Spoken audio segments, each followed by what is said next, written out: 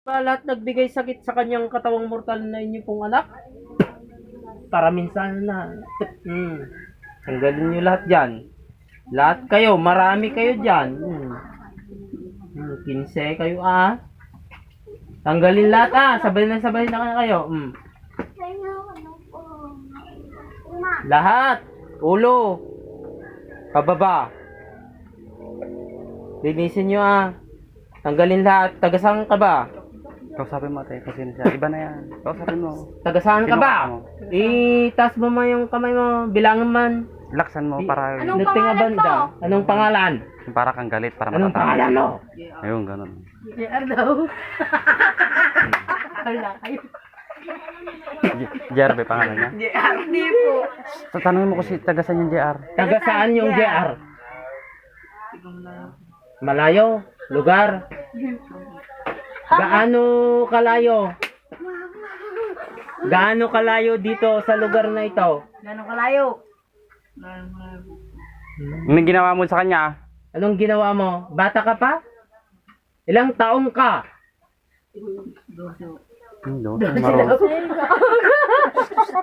Marunong na. Huwag natanong. Amang liwanag sa kalangitan. Tanggalin lahat yung linagayin nito sa kanyang katawang mortal ng taong ito. Anong totoong pangalan nito? Mark Jan po. 12 ka lang? Ano, edad mo? Ang bata mo naman. 14 na po yan. Marunong Oh. magkulam yung 12. Ilang kayo? Yung pamilya mo ay ganyan lahat? Ilang kayo? Na ganyan, ikaw ba'y bunso nila? Pagbalbalin ng mga rod, Hindi niya po marunong Ilocano. pagbalbalinam, Hindi na Isang siya yan, ibon? yung mangkukulam na yan. isang ibon, o isang anong klase? Anong klase? Anong klase? Sabihin mo. Pusa. Isa kang pusa, maitim. Yung malaki. Yung kasama mo, anong pagbalbalinan nila?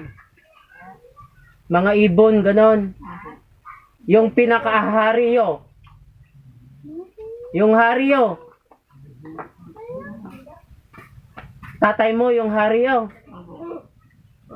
Kuya mo. Anati pagbalbalinan ng rodejay, ng klase. Aswang.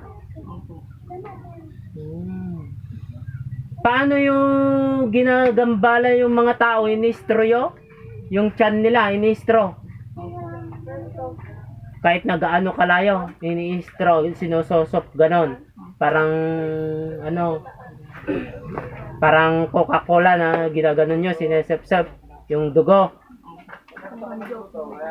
Gaano ba kalayo? Totoo yan.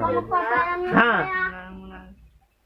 Ilan kayo gumagambala nito? Buong pamilya? Bakit? Paanong nangyari? Nagtrabaho doon sa malayo ito. Tapos nakita niyo. Tapos ginamitan niyo yung third eye niyo. Nakikita yo lahat ng mga tao sa buong mundo? Nakikita yo, di ba? Kung gusto niyo lang, ganun na lang. Paano ka naging marunong? 12 pa lang yung edad mo. 12 pa lang edad mo. Sino nagturo sa'yo? Sino nagturo? Kabata mo pa. kayo? Sino nagturo sa'yo naggumawa? Ilan kayo na naturuan ng ganyan? Sino nagturo Pamilya sa'yo? na yan. Lola mo o nanay mo? Sino nagturo sa'yo? Lola mo. Buhay pa. Ilan na edad ng lola mo? Ilan na? Oh, 53. Malakas pa. Malakas pa yung kanya. Yung lola nito. Marami na bang tao na pinatay yun? Marami na. Marami na. Anong karamihan doon? Bata? Sari-sari. Kinakain. Sino yung tinatawag yung Panginoon? Sino yung sinasamba yun? Ganon din yung sinasamba yung mga tao na naliligaw ng landas? Yung Panginoon? Ganon. Sabihin mo sa lahat ng tao sa buong mundo na to nakalive ito. Ito ang totoo. Katotohanan lamang sabihin mo ng lahat. Lahat ng nagsisimba sa mga sekta ay walang katotohanan. Wala daw katotohanan. Tignan mo nga yung mga pastor kung nagharihan na ng jablo. Nagharihan na ba sila yung mga katawan nila? Lahat na sila. Naku naman. Pati yung mga pastor na kasasalpak lang. Pupunta ba sila dyan? Yung nag-aaral ng mga pastor. Pupunta ba sila dyan? Bitag na sila sa kadiliman. Nako. Ano pa yung kwan? Yung mga madre, ganon. Ganon din. Nagharihan na ng kadiliman. Lakasan mo para marinig nila. Opo. Saka-itlog kayo ng nilaga. Yan ang totoo, di ba? Yung mga rebulto, patunayan mo yan. Hari ng yan, kadiliman. Kaya sila na didisgrasya, ganon. Kayo yung may gagawa. Kinukuha yung mga buhay nila. Para makuha yung mga espiritu nila. Marami na bang yung kinuha yun ng espiritu ng mga tao? Kinukulong, ganon. At kinakain na. Yung espiritu ng batang ito, kinuha na? Tanggalin na. Basagin mo. Ilan sila doon sa nagkulungan? Anong kulungan yan? Nakagapos? Nakagapos ba yung kamay at paa? Sige, tanggalin mo. Yung gapos niya. Kaya pala nakaganyan. Tanggalin na. Para po tayo Nakalak. Lahat ng nagsisimba sa simbahan, lahat ng mga sekta, ay nakakulong na lahat ng kanilang mga espiritu. Naririnig yung mga asitor, mga kwan. Ito po, ipapatunayan natin itong lahat sa buong mundo na ito.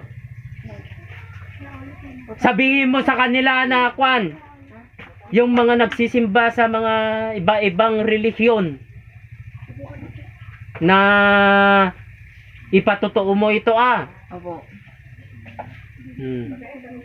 Na sabihin mo na wag na sila magsimba pa ngayon.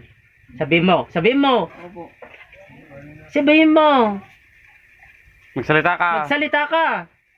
Sabihin mo na. Sa ibang simbahan po. Laksan mo. Lakasan mo.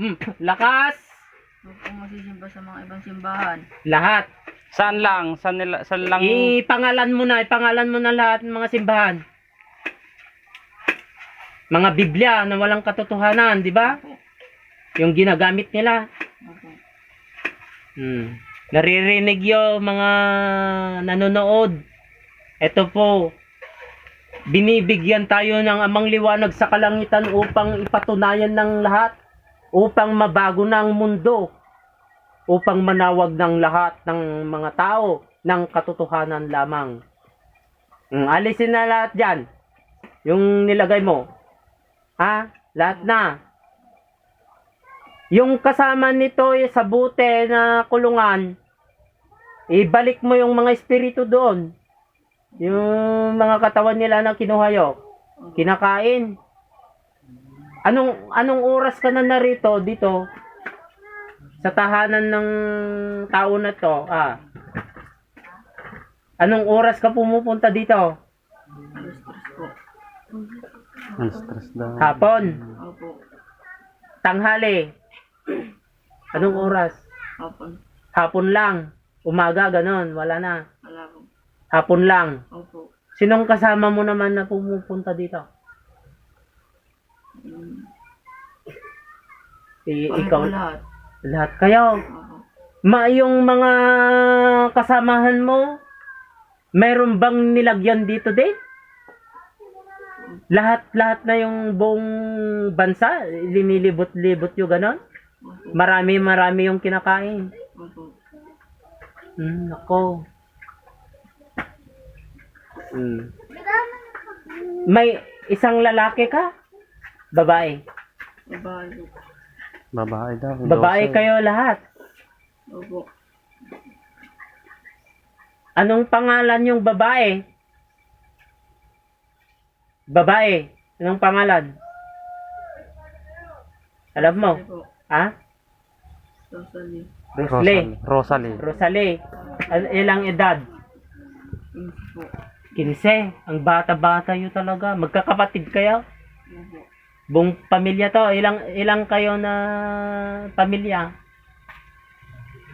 Ito po. Panay aswang. Nako. Ang hirap Ano yung ginagawa yo sa lahat ng mga tao? Patay po. Pinapatay, kinakain, at unti-unti. Ibig sabihin lahat ng mga taong namamatay sa unang panahon at ngayon ay kinukuha yo lahat Opo. Na kayong gumagawa. na kayong gumagawa. Opo. Nako, na hindi pa nila oras. Kahit naman yung mga bata, mga matanda, ganon. Opo. Kaya walang katotohanan ng mga sakit, wala. Ginagawa lang yung mga taong masama, ganon. Opo. Yung kumbaga ay nasasagasaan, pero hindi yun totoo. Kayo ang kumukuha. Kayo yung kumukuha para Para makain makitang-kita nyo yung ng mga laman. tao.